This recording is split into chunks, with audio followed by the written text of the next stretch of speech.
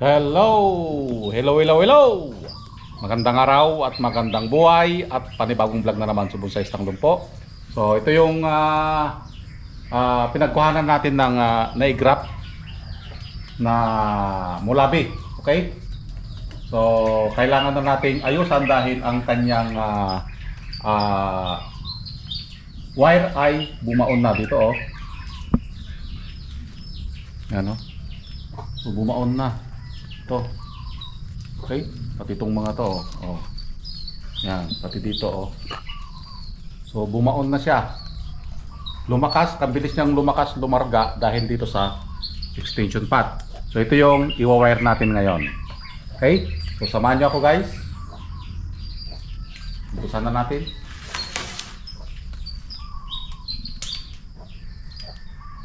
So unang step, tanggalin yung mga tumubong sanga na hindi na kailangan. Parang siya lang, pag hindi ka na kailangan, tanggalin ka na. Agoy.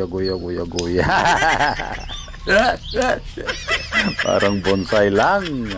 Ayan, katulad nun, yung mga sanga na yon, hindi na kailangan, kailangan mo nang tanggalin. At the same time, ito ay ating kakalbuhin.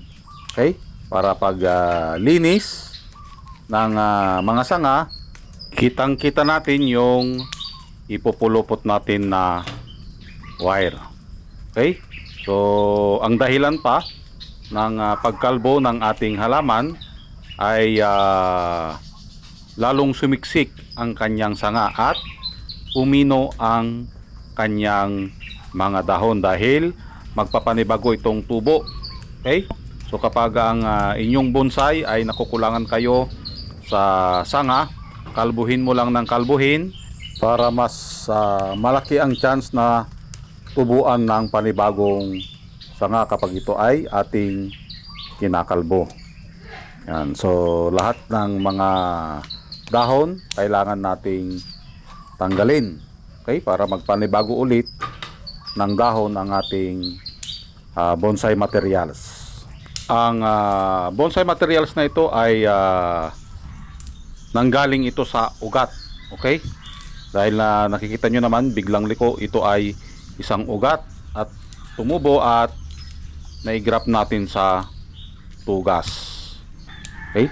Kaabang-abang ito ang kanyang itsura kapag ito ay matapos. Sa nakikita ko sa bonsai materials na ito ay may potensyal. Okay? So itsura pa lang niya, mayroon na siyang kakaibang gustong ipakita. Okay? Yan, after nating makalbo, tanggalin natin yung wire na bumaon. Agoy. Nabaunan na naman ang ating halamang bonsai materials. Ayun, kitang-kita yung daan ng wire, yung kanyang pagkabaon dito. Yan. So dahan-dahan lang para hindi gaanong masugatan. Agoy. Para hindi masugatan, dahan-dahan lang. Yan. So, after nating matanggal yung mga wire, ito ay panibagong wire. Okay, pasalungat ulit ang ating pag-wire sa kanya. Huwag mo nang sundan yung sugat na iniwan para maka-move on. Agoy. So maganda itong bonsai materials na ito. Okay? So kaabang-abang. At kailangan lang natin more patience. Mahabang paghihintay para makabuo tayo ng isang magandang bonsai. Yan. So himas-himas, kunting liko para sa sanga ng ating halamang bonsai. Yan. So dahan-dahan lang ang pag-wire para hindi tayo mabalian. Kitang-kita nyo naman yung bonsai materials natin ay pinawild talaga. Agoy. Parang siya. Dahil ang mga damo na nasa ilalim ay malago. So hinayaan lang natin ito sa ating garden. Okay? Yan. So malapit na tayong matapos dito. Yung mga sanga na wala or yung butas, kailangan nating takpan. Doon natin ipunta yung sanga. Okay? Pagdating doon sa cluster ng ating mga sanga. So kung mapapansin nyo, pakapal na ng pakapal ang sanga ng ating halamang bonsai. Okay? Natubuan na ng secondary. So nasa tertiary na lang tayo. Pinapakapal natin yon at yung kanyang pinaka primary branch, ito ay pinapalaki pa natin. Kaya hinayaan lang natin ito sa ating garden at lumaki na nga yung kanyang damo sa ilalim. So tanggalin natin ito para malinis. So yan guys, natapos na nating ayusan. Ito na ang kanyang itsura. Okay? Kung iikutin natin, ito yung kanyang 360 kabuuan.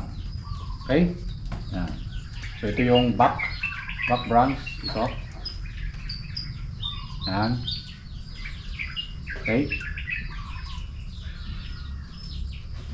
Ikot. Okay? So may nagtanong sa akin nung ginawa ko ito. Okay? Nung unang labas sa video. So ito ba ay reverse tapered? Okay? So ang reverse tapered, mas malaki dito. And then mas maliit dito sa baba. Okay?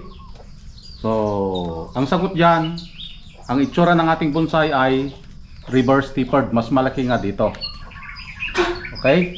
Mas malaki kaysa dito sa kanyang pinakapuno. Pero may paraan yan para hindi maging reverse tapered. Abangan nyo hanggang sa mabuo natin ito. Okay? Para hindi maging reverse tapered, may gagawin tayo dito. Okay? Sa part na ito. Okay? So pansamantala lang muna, nakapokus tayo sa pagbuo ng bonsai. Madali na lang ito. Okay? Yung para hindi maging reverse tapered. Okay? May gagawin tayo dito sa part na ito. Okay? So nakapokus lang tayo sa pagbuo ng bonsai, pagpapalaki ng sanga. Dito lang muna tayo, tsaka na lang dito. Panghuli na ito. Pag nabuo na itong ating halaman. Okay? At kung mapapansin nyo din, ang mga sanga, mayroon tayong mga hindi pa pinutol. Yan. Later on, pag nakuha natin yung gusto nating taba, mapuputol din itong mga to. Okay? So, abang sa kanyang update. Okay? So, maraming salamat at pasamahan nyo na naman si Bonsaistang Lumpo. Hanggang sa muli. Bye-bye!